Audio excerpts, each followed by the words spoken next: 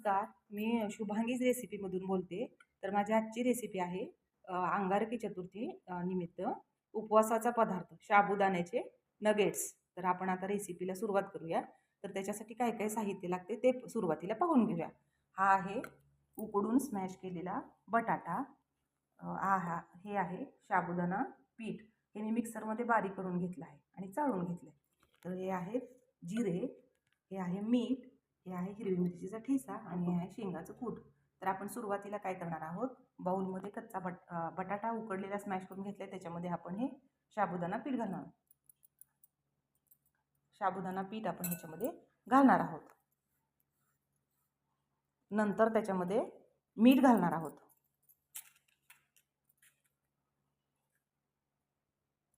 चवीनुसार मीठ घालायचं आणि त्याच्यामध्ये थोडेसे जिरे घालायचे. जर तुम्हाला चालत असेल तर घाला, नसेल चालत तर घालू नका. टेस्ट आणि त्याच्यानंतर आपण त्याच्यामध्ये 3 चमचे शेंगाचं कूट घालणार आहोत.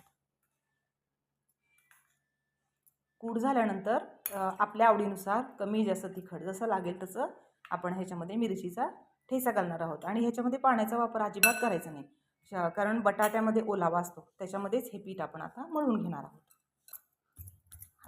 तर अशा प्रकारे हा आपला गोळा मळून तयार आहे. आणि आता आपण ह्याचे नगेट्सच्या आकारामध्ये ह्याचे आपण रोल बनवून घेणार आहोत. सुरुवातीला हे आता तिनं बनवायला घ्यायला लागली. एक बनवून दाखव.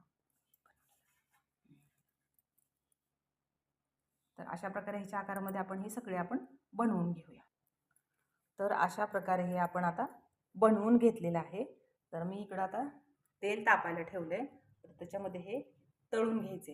गॅस एकदम फास्ट करायचं नाही, मंद करूनच तळून घ्यायचे, म्हणजे ते आतून कच्चे राहणार नाही. तर मी आता काय करते, तेलामध्ये सोडून घेते. तेल मी मंद गॅस केलेला आहे, मंद गॅसवर मी तळत आहे.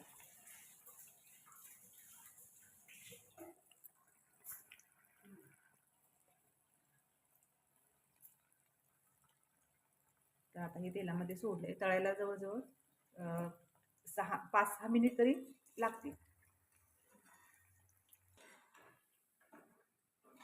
तर अशा प्रकारे आपण हे आता नगेट्स तळून झालेले आहेत.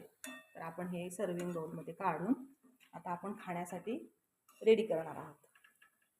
तर हे आहे उपवासाचं ताट तयार.